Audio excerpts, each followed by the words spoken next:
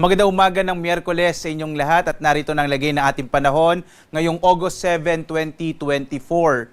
Narito yung ating latest satellite images. Makikita natin na meron pa rin tayong low pressure area sa loob ng Philippine Area of Responsibility. Huli natin itong namataan 565 kilometers northeast na extreme northern Luzon. So sa kasalukuyan, basta sa pinakauling datos natin, medyo malit pa rin yung tsansa na ito ay maging bagyo at wala pa rin itong direktang epekto sa anumang bahagi ng ating bansa. Samantala, meron tayong nabuong bagyo sa labas ng Philippine Area of Responsibility. Ito ay nasa tropical depression category na po. Ang ibig sabihin nito sa iba't ibang mga kategorya ng mga bagyo, yung tropical depression, yung pinakamahina, unang kategorya ng mga tropical cyclone. Mapapansin natin, wala pang local name itong tropical depression dahil ito ay nasa labas ng Philippine Area of Responsibility. Wala rin itong international name dahil ang mga bagyo na nasa tropical storm category, yung mga bagyo na binibigyan natin ng international names. So, sa ngayon, isa pa lamang siyang tropical depression mula low pressure area, naging tropical depression na or naging isang bagyo na nga itong low pressure area na huling namataan, mahigit 2,000 kilometro east, northeast, extreme northern Luzon. Muli, nasa labas ito ng Philippine Area of Responsibility. Walang direktang epekto sa anumang bahagi ng ating bansa at ang kanyang lakas ay nasa 55 kilometers per hour at ang pagbugso niya ay nasa 70 kilometers per hour. Halos stationary o hindi masyadong kumikilos itong bagyong ito. Pero inaasahan natin na sa mga susunod na araw ito ay kikilos patungo sa may bahagi naman ng bansang Japan. At wala rin direktang epekto sa anumang bahagi ng ating bansa itong tropical depression na nasa labas ng Philippine Area of Responsibility. Maliit din yung chance na ito ay pumasok ng Philippine Area of Responsibility. So sa ngayon, ang pinaka nakaka-apekto sa ating bansa ay ang southwest monsoon o yung tinatawag pa rin nating hanging habagat. At ito ang magdadala ng mga pag-ulan, lalong-lalo na dito sa may western section ng central at southern Luzon. So asahan pa rin natin yung mga pag-ulan, lalong-lalo na dyan sa may bahagi ng Bataan, Zambales, Occidental Mindoro at dito sa may area ng Palawan.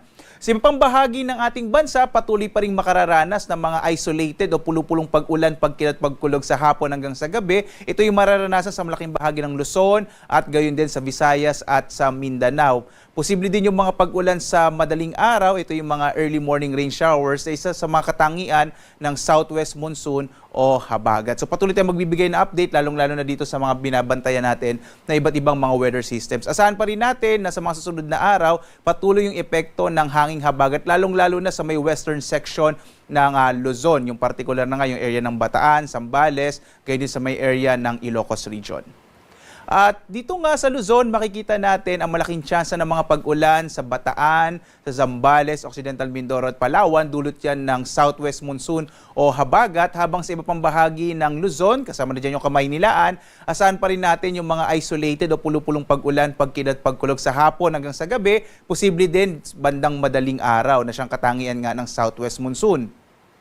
Posible din na medyo mainit pa rin sa tanghali ang agwat ng temperatura sa Lawag, 25 to 32 degrees Celsius, sa Tuguegarao, 24 to 35 degrees Celsius, sa Baguio naman 17 to 24 degrees Celsius, habang sa Kamaynilaan 25 to 32 degrees Celsius, sa Tagaytay naman 25 to 31 degrees Celsius, habang sa Legazpi 25 to 32 degrees Celsius. Dito naman tayo sa Palawan, Visayas at Mindanao. Malaki din yung tsansa ng mga pag-ulan sa Palawan dulot ng southwest monsoon at ang agwat ng temperatura sa Calayan Islands 25 to 32 degrees Celsius, sa Puerto Princesa 25 to 32 degrees Celsius. Ang nalalabing bahagi naman, particular na dito sa may Kabisayaan, mga isolated thunderstorms and rain showers ang mararanasan. Sa Iloilo, 25 to 32 degrees Celsius. Sa Cebu naman hanggang 32 degrees Celsius. At gayon din yung temperatura sa Tacloban, 26 to 32 degrees Celsius. Malaking bahagi din ng Mindanao ay makararanas ng mga pulupulong pag-ulan, pagkilat, pagkulog dulot ng mga localized thunderstorms sa hapon hanggang sa gabi. Yung agwat ng temperatura sa Zamboanga, 25 to 33 degrees Celsius. Sa Cagayan de Oro naman, 24 to 32 degrees Celsius. Habang sa Davao, 26 to 33 degrees Celsius. Sa ngayon nga, wala pa rin tayong nakataas na gale warning. So, ibig sabihin, ligtas pa rin pumalawat ang mga sakyang pandagat at malilit na mga bangka sa mga baybayin ng ating bansa. Hindi natin inaasahan na magiging malalakas yung mga pag-alon ng karagatan. Liban na lamang kung minsan ay meron tayong mga thunderstorms na biglang nagtitrigger ito ng mga malalakas na pag-alon. So, iba yung pag-iingat pa rin, lalo na sa mga malilit na mga sakyang pandagat. Samantala, ang araw natin ay sisikat mamayang 5:41 na umaga at lulubog 6:23 ng gabi.